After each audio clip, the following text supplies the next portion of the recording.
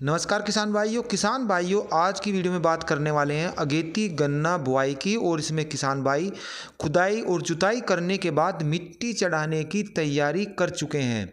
और किसान भाई चाहते हैं कि जब हम मिट्टी चढ़ाएं तो अपनी गन्ना फसल में अच्छी खासी खादों की एक खुराक भी दें, और जिससे कि हमारी जो गन्ना फसल है उस पर कलर अच्छा आए, बढ़वार अच्छी आए और गन्ने की जो मोटाई है वो भी ज़्यादा से ज़्यादा हो सके ताकि हमारा उत्पादन बढ़ सके। तो किसान भाइयों मैं इसी बात को ध्यान में रखते हुए आज की वीडियो बना रहा हूं, और यहाँ पर मैं 3 फार्मूले ऐसे बताऊंगा, 3 खुराक जो खादों की है, आप उनमें से किसी भी को भी अपना सकते हैं। किसान भाइयों मेरा तीनों ही खुराक में मेन उद्देश्य ये होगा कि उसमें प्राथमिक तत्व, द्वितीयक तत्व और सूक्ष्म पोषक तत्व तीनों का समावेश हो। इसी की जानकारी मैं आपको आज की वीडियो में देने वाला हूं। मेरे प्यारे किसान भाइयों, यदि अभी तक आपने A4 चैनल को सब्सक्राइब नहीं किया है तो कृपया करके इसे सब्सक्राइब कर दें। तो चलिए किसान भाइयों, मैं आपको पहली जो खुराक बता रहा हूं उसे आप ध्यान से सुने। तो इसमें लेना है हमको 50 केजी DAP, 25 केजी यूरिया और 25 केजी पोटास। ये जो खुराक बता रहा हूं, तीनों खुराक ये 1 एकड़ की हैं, यानी कि 5 बीघे की हैं। और इसमें आपको 5 केजी लेना है सूक्ष्म पोषक तत्व, जिसमें आप किसी भी कंपनी का ले सकते हैं। बाज़ार में दुकानदारों के पास ढेरों कंपनियों के पोषक तत्व आते हैं, और इसमें मैग्नीज होता है, आयरन, कॉपर, जिंक। इसमें किसी किसी पैक में आपको 8 तत्व मिल जाएंगे, किसी में 10, किसी में 12। तो आप किसी भी अच्छी कंपनी का ले लीजिए। तो इस प्रकार से प्राथमिक, द्वितीयक और सूक्ष्म तीनों का बड़ा अच्छा कॉम्बिनेशन है, और इसकी आप जुताई कीजिए। और एक चीज़ का और भी ध्यान करना है आपको, यदि आपको लग रहा है कि आपकी गन्ना फसल कुछ ग्रोथ कम कर रही है और उस पर पीलापन है, तो आप अपनी गन्ना फसल जो आप देख रहे हैं उसकी कंडीशन के हालत के देखते हुए इसमें 5 से 10 केजी प्रति एकड़ के हिसाब से मैग्नीशियम जरूर लगाइए। ये सेकेंडरी तत्व है, और ये जो कलर लाता है बहुत ही अच्छा कलर लाता है। पत्तियाँ इससे चौड़ी चौड़ी होती हैं। मैंने 5 से 10 केजी इसलिए बताया है कि यदि आपकी कंडीशन गन्ना पौधे की अच्छी है तो 5 केजी प्रति एकड़ लगाइए, और यदि ये लग रहा है कि वास्तव में ही ज़्यादा पीली है तो 10 केजी भी से आप लगा सकते हैं 1 एकड़ के हिसाब से। इसके अलावा यदि आपने बुआई में सल्फ़र डाला है तो फ़िलहाल उसकी कोई ज़रूरत नहीं है, क्योंकि यदि आपने सल्फ़र बुआई में नहीं डाला है तो फ़िलहाल डाल दीजिए, क्योंकि ये फंगस को भी दूर करता है और ये खाद का काम भी करता है। इसे भी आप 5 केजी प्रति एकड़ के हिसाब से लगाइए।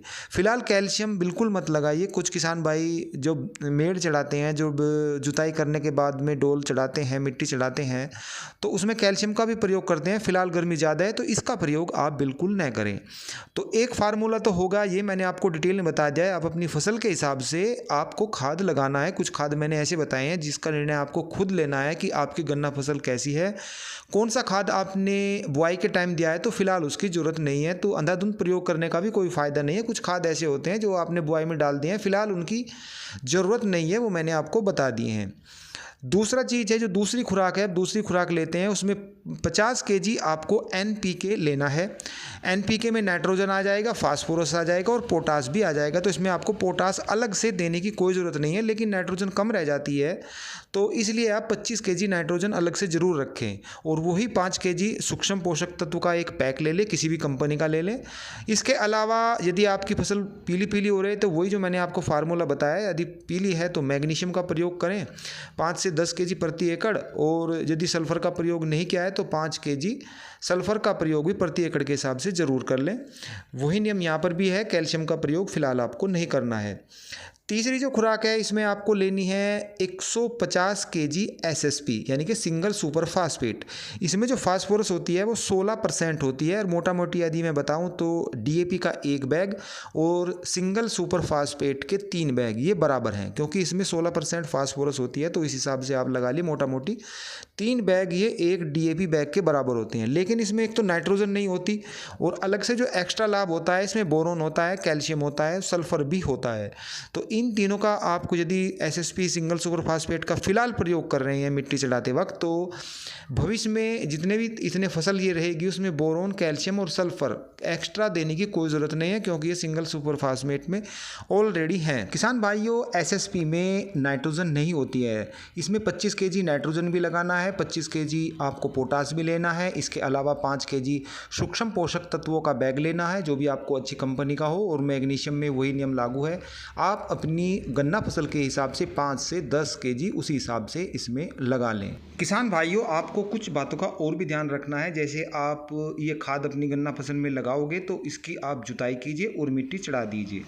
इसके बाद जब आप इसमें पानी लगाएं तो पानी हल्का लगाएं। जो आप मेड़े चढ़ाओगे, जो मिट्टी चढ़ाओगे आप अपने गन्ना पौधों पर, उसकी जो आधी मेड़े हैं वे ही डूबनी चाहिए पानी में।